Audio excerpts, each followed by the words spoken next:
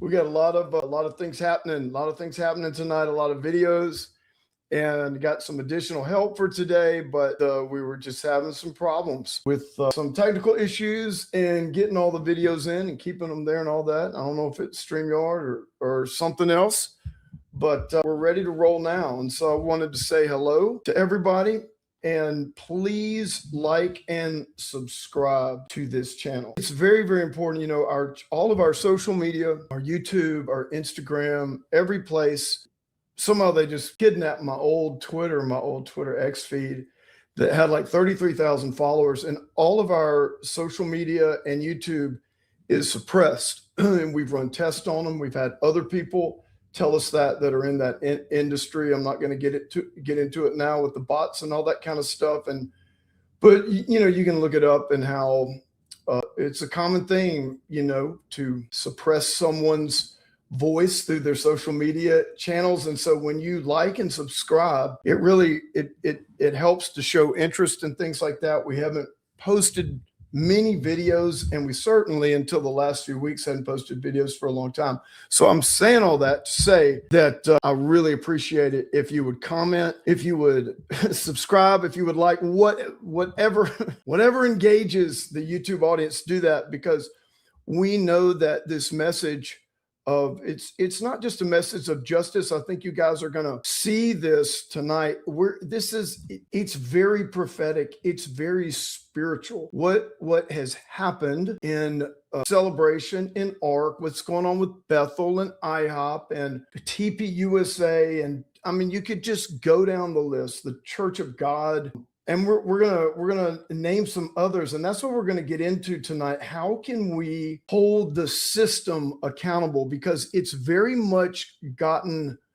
If you've seen the Enron, if you've ever seen the documentary on Enron, it's called Too Big to Fail. And what happened was, once Enron got to a certain place, the people, you know, the accountants, the banks, you know, everyone kind of started looking the other way, because not only were they benefiting so much, but they had so much invested in it. Like, they had gone past the place where, like, now if Enron fails, their reputation, their business is going to be affected. And that's what we're going to look at tonight with ARC and some of these other institutions and funds and big law and nonprofits and dark money and all types of things like that, and how what we have is we have this institution, this system of cover-up. We're going to look at military assets. It's just, it's real and it's documented, and you're going to see it plain as day tonight. And so we're going to look at how these churches, here's the most disturbing thing, how these churches have, let me just get this back over here real quick if I can, how these churches have developed a theology around cover-up. And some of you might be familiar with this. And it started really about 20 or 30 years ago, at least where it's documented. And we just see it really mainstay now in many Christian denominations and megachurches. And here's basically what the theology is. The theology is that they'll pull out and twist scriptures and all that kind of stuff. They'll say, you know, like King David was anointed. And, you know, even though he fell and, you know, he committed these grievous sins, you know, he never, he didn't lose his position. He didn't lose his anointing. He didn't lose anything like that. And so it developed into this, it's a righteous act to basically cover up criminal acts, cover up abuse, cover up all those things. You can see this clearly. Let me tell you, and I don't have clips from this tonight, but this is easy to find on, I believe, Netflix.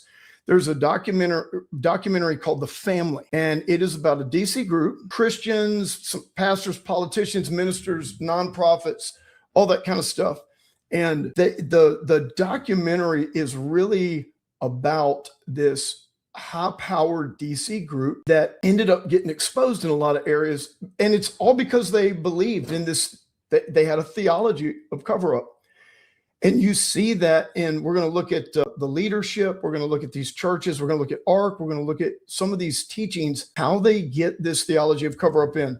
And I want to say this, okay? remember, I feel like difference in perspective that I have, there's a lot of people that have recently started speaking out on these cover-ups and abuses in the church. I would say 4 years ago when I was speaking out on it, no one or hardly anyone was speaking out on the real issues. And today we have a lot of voices on social media. And what I would say is many of them, number one, they've never been in the system like myself. And so you have to understand that when you're inside the system, you have a perspective of what's going on. When you were a mega church, when you were in this system, you have a perspective of what's going on that's very different from someone who's never been in that system. Number two, when you, like I did, when you reject that church growth system and then that system attacks you and tries to destroy you, well, that says something of itself. But what it also does is it also, now I can look back and I can be like, oh, that's why they did that. Oh, that's why this seems so weird. Oh, that's like I was obviously never involved in any of these things. I think they knew what my position would be. And obviously, when I clarified that after my encounter with the Lord, I mean, the very system that I used to champion, I mean, that thing, boy, it turned, and all those attached to that system, they set out to absolutely slanderize me and destroy me. And they're still trying to do that to this day. And so the perspective that I want to talk about in this system of cover-up, it's going to be how these churches have adopted this theology where it is protect the brand, protect the leader, protect the offender, protect the predator, protect the power structure, protect the hierarchy at all costs. And what that means is we've got to silence the victim, shame the victim, ignore the victim, destroy the victim. And that's why so many times in these horrible scandals, what we see is, this terrible thing has happened and all they talk about is restoring the pastor or forgive the pastor. And, or they don't even mention like the victim is completely ignored. The victim or the one who has suffered harm, everything is minimized. And then the other abuse that really, really bothers people is like, okay, how are all these congregants, like maybe they saw what happened, they know what happened, and then they just, for this spotlight is bothering this. That's a big light camera that's hitting my green screens and it's bothering me because it hits on my head. But puts a dot on my head. I have enough threats on my life. I don't need like a dot showing up here. But there's you're like, how are these congregants just going along with it? And what we're going to see is it's because they're conditioned. It's like any cult. And we have churches today that are full of people, full of well-meaning people that love Jesus, people that are following God, and they are just in a cult. And their pastors are cultic and just pull stuff straight out of Cult 101. And I always say this, when people think of cults, they think of, okay, it's going to have all this weird stuff, and new age stuff. And it might, but the characteristic of cults are control. And it's where leaders manipulate and gaslight and triangulate and deceive to the point where that follower or that congregant, they begin to lose agency. They begin to lose their agency, and then their dignity is affected. These cult leaders, they're obsessed with control. These pastors are obsessed with control, and that's why their teaching is cultic. And what we'll look at is how the political, the military intelligence, the surveillance, and the church world have now really just come together at the next level. I personally think this was always the plan and has been since after World War II.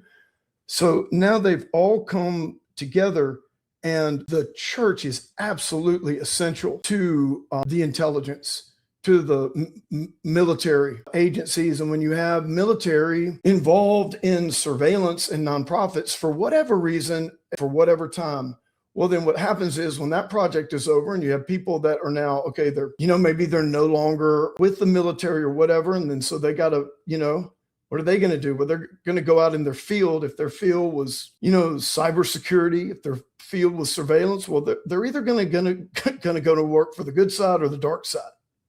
And that's what we see with a whole lot of this spyware and a whole lot of stuff. And bringing that down to where I want to start, okay? And we've got a lot of videos for you tonight, and just some really, really disturbing stuff coming straight out of pastors' mouths, some teachers' mouths, really disturbing stuff. A couple of testimonies. I think we have one book, maybe two. And then we're going to talk about this whole, it's just something. We're going to talk about this whole Ark, IHOP, Bethel. I know some of y'all were texting me and emailing me this week wanting to get into NAR. We're not going to get into NAR tonight, but you're going to start to see kind of what is NAR? What is the real NAR is not the NAR that you think it is. And that goes back to C. Peter Wagner back at Ted Haggart's church. And then how when he died, that NAR group split. And so you're going to start to see some of the players and why they all have the same playbook when it comes to covering stuff up and just lying, man.